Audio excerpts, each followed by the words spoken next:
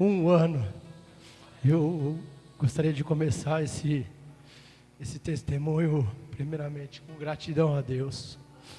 Agradecendo a Deus por este um ano, agradecendo a Deus por você, Marcela, por você, pastor, por você, Ricardo, por vocês, igreja, por vocês, por não ter esquecido de mim um só dia, em todos esses tempos que eu vivi longe do Senhor, em todos esses tempos a qual eu pelejei aí sobre esse mundo, né? Eu dizia muito ao pastor que quando eu saí, que eu fui dar essa volta no mundo há anos atrás, eu subi em cima do púlpito e eu dizia para ele, falei, pastor, eu estou saindo porque eu não estou bem, faço coisas hoje a qual não agrada ao Senhor, então há coisas que são necessárias nessa vida, eu vou tomar mais esses tapas na cara no mundo, mas que sirva de um aprendizado para mim, né? Que o Senhor, Ele possa, nesses tempos, estar diante de mim, da minha vida. Não foi diferente por todos esses anos a qual eu estive afastado. A igreja, ela não tem um dia sequer deixado de orar por mim. Eu agradeço do fundo do meu coração a cada um de vocês pela oração de vocês. Mas antes de dizer desse um ano, eu só gostaria de compartilhar aqui com vocês um pouco do que Deus tem feito na minha vida. Para quem não me conhece, o meu nome é Fernando. Há 20 e poucos anos atrás, Deus ele já tem me resgatado.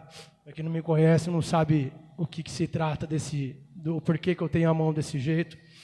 Deus lá atrás, há 20 anos atrás, há um pouquinho mais, eu sofri um acidente com 3.800 volts de choques, irmão. Fui pegar um balão, encostei a mão num fio de alta tensão e ali eu passei pela morte, irmãos. Passei pela morte, fiquei 5 dias internado numa UTI, praticamente morto. A minha mãe, quando chegou naquele hospital, eu estava roxo, inchado. Os médicos já não davam expectativa de vida nenhuma. Minha mãe perguntou para os médicos como é que eu estava. E o médico virou para minha mãe e falou que eu perderia um braço, minha perna, e as condições de vida eram poucas. Minha mãe, ela desmaiou naquele momento, ela acabou desfalecendo ali junto comigo. E se passaram 5 dias.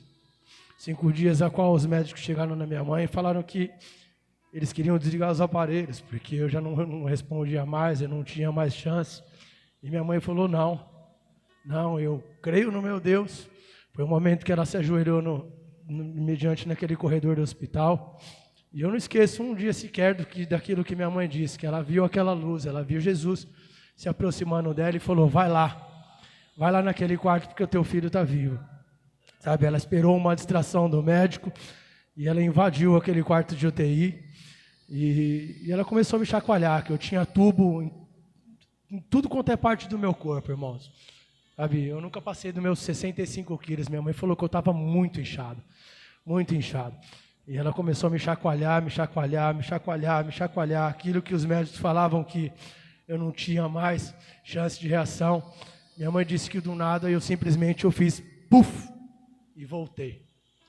E eu creio que foi Deus que colocou ali as mãos dele sobre a vida da minha mãe, né? E graças a Deus hoje eu estou aqui. Eu precisei passar por tudo que eu passei, né? E Deus tem feito diversas obras na minha vida. Eu vivi depois disso aí muita dor, irmãos, muita dor por anos e anos na minha vida. Para quem me conhece, o pastor conhece a minha caminhada, tudo que eu passei, enfrentei um grande problema com álcool, com drogas. Passei dias horríveis, onde o inimigo estava querendo acabar com o meu casamento. E eu, por muitos e muitos anos, mesmo diante das bebidas, das drogas, eu não deixava um dia sequer, irmãos, mesmo drogado, mesmo alcoolizado, de me deitar na minha cama e pedir para Deus. Porque eu via, irmãos, amigos que tinham conseguido sair, sabe? E eu me indagava a Deus, eu falava, Senhor, por que é tão difícil? Por que é tão difícil? Aquele ali conseguiu, o outro conseguiu, aquele também. Sabe, por que comigo é diferente, Senhor? Por que comigo é diferente? Sabe, Deus faz uma obra, o que é preciso, Senhor? O que é preciso me dá uma saída, Senhor. Sabe, eu pedi tanto para Deus me dar um filho. Pedi tanto para Deus. Sabe, uma certa noite, que foi exatamente 5 de julho. Sexta-feira, faz 1 ano. Sabe, eu pedi tanto para Deus. Falei, Senhor, me mostre uma saída.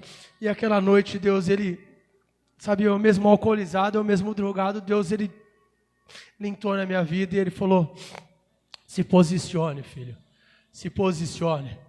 Você vai ver as tuas filhas crescer, você vai ter um casamento restaurado, mas se posicione, se posicione. E aquela noite eu me lembro que eu preguei o olho, eu não dormi, sabe, aquela noite eu tomei a decisão da minha vida, eu tomei a escolha, falei, Senhor, é hoje, Senhor. Eu prometo a Ti, eu prometo a minha esposa, eu prometo às minhas filhas, que eu jamais farei isso de novo, Senhor. E então eu esperei pela manhã, naquela noite, a qual eu ainda estava drogado, Deus usou uma das minhas filhas para vir falar comigo. Eu fechava a minha sacada para poder usar minha droga, para poder fumar meu cigarro, e minha filha abriu aquela porta da minha sacada e ela olhou bem nos meus olhos e ela falou, pai, você vai morrer. Você vai morrer, pai. E eu fechei aquela sacada de novo, eu falei para ela, sai daqui. Ela voltou. Deus falou para ela, vai lá, e ela voltou. E ela olhou novamente para mim, ela falou, pai, por favor, pai. Uma menininha de 4 anos, e falou, pai, por favor, pai. Para com isso, pai. Para com isso, pai. Sabe, naquele momento que ela falou que eu ia morrer, eu ainda não dei muita atenção, porque eu falei para ela, vai para lá. Mas quando ela pediu, por favor, sabe, que eu vi nos olhos dela, sabe, aquela criança, sabe, pura, que não tem um entendimento ainda, irmão, mas que foi usada por Deus, sabe, aquilo me tocou, sabe, aquilo não saiu da minha cabeça, eu fui deitar a cabeça no meu travesseiro e eu, literalmente, eu falei, eu percebi o quanto eu estava precisando, o quanto eu estava no lixo, no monturo, e eu falei, precisa ser hoje. Sabe? E Deus me usou. Então eu não consegui dormir aquela noite, já com o propósito de esperar elas acordarem. E quando elas acordarem, a primeira coisa que eu fiz, irmãos, foi pegar no braço das duas. Eu falei, vem aqui que o papai tem algo para dizer para vocês. E eu com latinha de cerveja, eu com o cigarro que eu estava, só não mostrei outras coisas a mais porque eu não cabia. Mas eu olhei bem nos olhos das minhas filhas e falei, filhas, a partir de hoje, o papai promete para vocês que nunca mais o papai vai colocar um álcool na boca. Nunca mais o papai vai fumar cigarro. Sabe, e daquele dia em diante, eu tomei um posicionamento na minha vida, sabe? E graças a Deus, Deus tem me ajudado até aqui, sabe? Deus tem colocado almas na minha vida. Irmão Ricardo, queria dizer para você que Deus é uma bênção que Ele tem colocado na minha vida, é uma alma a qual tem me preparado, assim como muitos. E para que você não desista, irmão. Não desista, não entregue, irmão. Não entregue sua vida para esse mundo, porque esse mundo não tem nada para nos oferecer, irmãos. Eu posso dizer uma coisa para você, que a gente pode viver, a gente consegue viver sem qualquer outra coisa no mundo, irmãos. Sem qualquer outra coisa no mundo, mas a gente não consegue viver sem Deus. A gente não consegue. Então se entrega, faz esse esforço. A gente teve uma conversa na data de ontem, né? E eu espero, irmão, espero que daqui 1 ano, quem esteja aqui em cima contando essa bênção, essa vitória, seja você, irmão. Seja você, e Deus, Ele continue, sabe, usando a tua vida, continue usando a minha, a do pastor. Quero te dizer que tudo que você precisar, nós como igreja aqui, nós estaremos orando. Peço a vocês, irmãos, que cada oração de vocês, coloquem o nome do meu irmão Ricardo nas tuas orações. Não desista, porque foi a oração de vocês que me trouxe aqui, foi a oração de vocês que me salvou, que alcançou os céus, irmãos. Eu estou muito grato por esse 1 ano a qual o Senhor tem me restaurado. Agradeço mais uma vez a sua vida, pastor, a vida do Ricardo, a vida do Marcelo, a vida do Dudu, por todos vocês, igreja. A Ari, que é uma maninha que não esqueço jamais na minha vida, da minha esposa, sabe? Tenho vocês como um grande irmãos, amo vocês, sabe? A Arielle, o Caio, a qual tem entrado nas nossas vidas aí também, sabe? Deus tem usado grandemente vocês. Então não deixe, irmãos, não deixe. Só queria compartilhar algo aqui rapidinho, para não ficar só nas minhas palavras.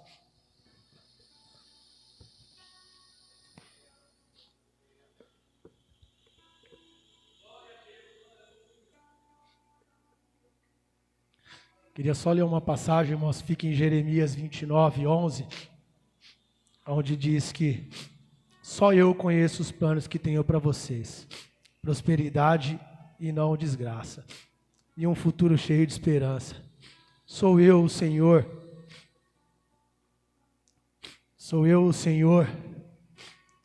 quem está falando. Então vocês vão me chamar e orar a mim, e eu responderei. Vocês vão me procurar e me achar, pois vão me procurar com todo o coração. Então, o que eu queria primeiramente ressaltar aqui, irmãos, é a conscientização de quanto Deus nos ama, de nos dar esperança no futuro. A gente deve lembrar sempre que Deus tem um plano especial para a vida de cada um de nós e Ele quer nos abençoar. E qual que é o nosso desafio perante a isso, irmãos? O nosso desafio é viver com base num conhecimento nesse Deus maravilhoso que tem nos salvado. Para alguns, talvez alimentar essa esperança traz tristeza, decepção, sofrimento, né? Muitos de nós somos assim. Mas é por esse alguns colocar essas esperanças, irmãos, em lugar errado, né? Então, aonde que a gente tem que depositar nossas esperanças? É em Cristo, que é o único que pode nos salvar, né? E não depositar esperança em pessoas. Pessoas nos decepcionam, irmãos. Pessoas nos decepcionam. Não é como Deus. Deus, Ele não decepciona a gente, sabe? Então a gente pode ter os nossos planos, né? E às vezes se frustrar, porque um plano nosso não se concretizou. Mas quem disse que tem que ser da forma que a gente quer? Quem disse que tem que ser os nossos planos? Não, irmãos. Os planos, eles são de Deus. Então, que a gente viva os planos de Deus em nossas vidas. A própria palavra de Deus diz: a água que eu lhes der se tornará nela uma fonte de água viva. Então, a gente sabe o porquê que a nossa esperança está em Deus, aos cuidados dEle. Quando a gente coloca os nossos cuidados perante a Deus, Ele cuida de nós, Ele ampara a gente, né? Deus, por meio de Jesus Cristo, Ele nos salvou e nos tornou seus filhos. A gente pode entregar a nossa vida a Deus, né? Sem que a gente sofra, irmãos. Saber que em tempos de aflição, de vergonha, nós podemos ter esperança, sabendo que Deus Ele está aqui para nos ajudar e a vencer os problemas que nós enfrentamos. Deus, Ele é o forte o suficiente para carregar todos os nossos fardos e nos amamos bastante para curar a ferida do nosso coração, irmãos. Então, fiquem com essas palavras, e aquele que estiver desacreditando, fraco, achando que Deus Ele não é mais contigo, não tenha isso em mente, irmãos. Não tenha isso em mente, sabe? Ainda que o seu dia tenha sido mal, ainda que o teu dia tenha sido de aflição, de problemas, acredita no Deus. Acredita nesse Deus que foi o Deus que me salvou, é o Deus que salvou a cada um de nós aqui, e Ele está presente. Que presença é essa, irmãos? Que presença é essa? Sabe? Hoje é culto de ceia, nós estaremos compartilhando do sangue e do corpo de Cristo, sabe? Algo que Deus tem feito para curar e lavar aí os nossos pecados, remediar. Eu não estou dizendo que o Fernando hoje, ele não tem mais pecado, não é disso que eu estou falando. Sabe, o pecado ele está diante de nós todos os dias, irmãos. Mas o que a gente tem feito com isso quando nós pecamos? Sabe, irmãos? Então a gente tem que refletir e trabalhar com base nesse conhecimento. É reconhecer nós somos pecadores, pedir perdão a cada dia, porque Deus ele é forte bastante para poder perdoar os nossos pecados e nos redimir e nos lavar a cada dia, irmãos. Amém, irmãos? Eu agradeço aí do fundo do meu coração a todos vocês e primeiramente a Deus, irmãos. Obrigado.